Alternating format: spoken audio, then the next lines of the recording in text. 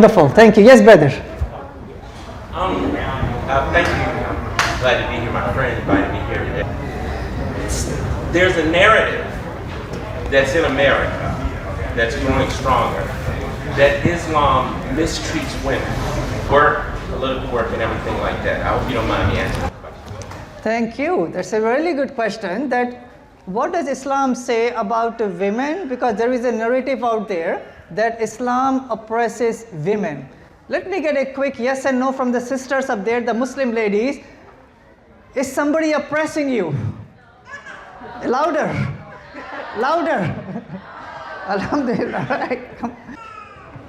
It's really important, my dear. What's your name? It's Eric. Brother Eric, right? Brother Eric. Many a times people judge a person's faith based upon the cultural practices. And sometimes the media only highlights the practices when they want to define a faith. So it's really important. We cannot judge any faith based upon the fallible humans and their practices. Important, right? So before Islam came to Arabia, women did not have the rights that we enjoy right now.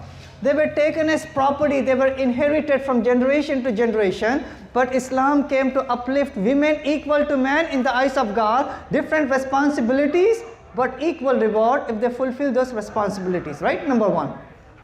Look at the wonderful honor that Islam has given to the mothers, right? To the mothers. One time, a Muslim came to Muhammad, peace be upon him, and asked him a really important question, that, O Messenger of God, who should my love, my admiration, and my honor should go towards? Of all the people in the world, who should I respect and honor and admire the most? Muhammad, peace be upon him, he said, your mother. Then the person asked the question, okay, fine, who next? And the Prophet said, your mother, right? And the third time the person asked the question, okay, who next? And the Prophet said, your mother, right?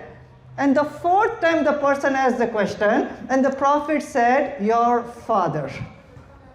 So if mothers and fathers, if we were playing the spiritual Olympics, the gold medal goes to the mother, so does the silver and the bronze medals, and poor dads like me, they come home with a participation prize, right? Love and respect that Islam has given to the mothers.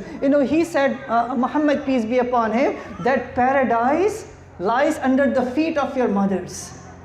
Honoring and respecting and obeying, that's one of the ways for a Muslim to go to paradise. One time when I was in St. Louis for an open house, a non-Muslim lady, maybe in her 80s, she came, she listened to the presentation, and then she started to cry.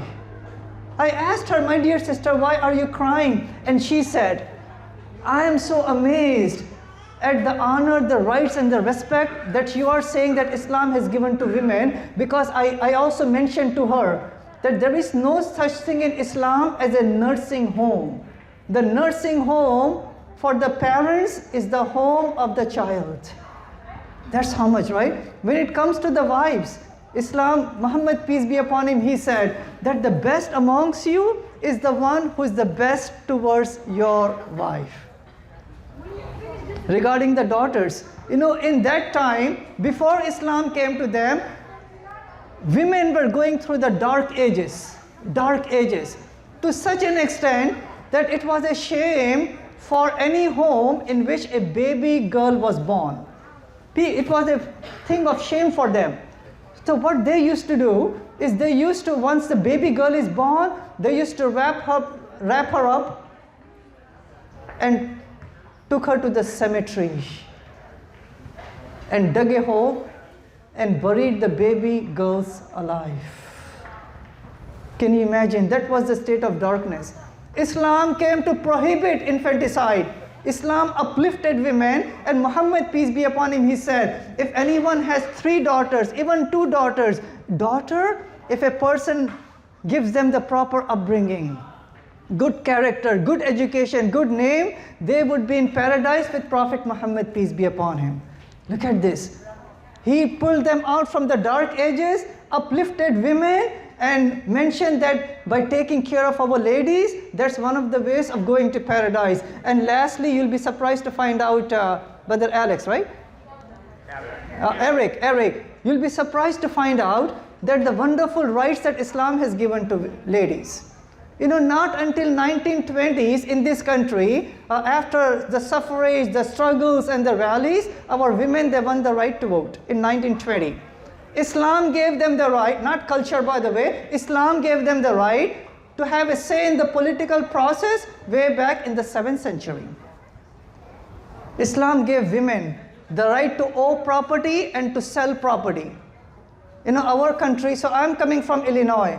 In the state of Illinois, maybe similar in California, a married Caucasian lady, she won the right to own property. Not African Americans, not Hispanic, Indian, Pakistani. A Caucasian married ladies in 1861, they won the right to own property. Islam gave them the right in the 7th century.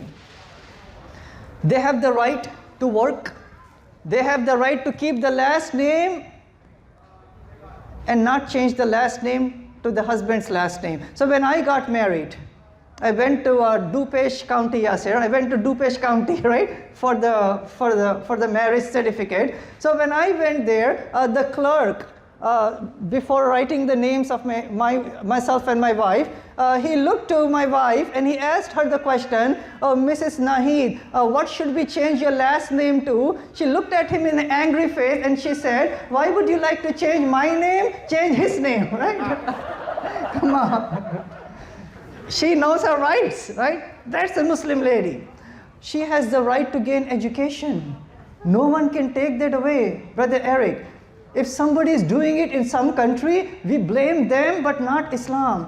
Not only she has the right to gain education, she has the obligation to gain education to such a degree that they were empowered. Our Muslim ladies, surprising. The oldest continuous university in the history of humanity, it was made by a Muslim lady, Eric, wearing the hijab. Do you know that?